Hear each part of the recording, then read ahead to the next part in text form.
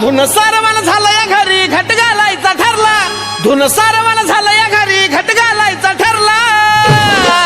नवरत्नाचा बाजार भरला ग माझ्या बायकोनं उपास धरला नवरत्नाचा बाजार भरला ग माझ्या बायकोनं उपास धरला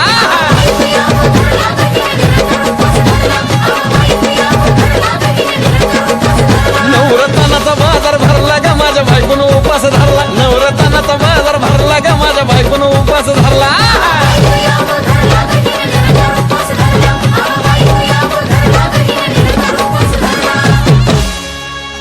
आधीच अंगानं काडी मुडी हातपाय हिच जाते आलं गळून उद्या बसायचं घट म्हणलं की रातीच ठेवलंय भगरीचं पीठ मळून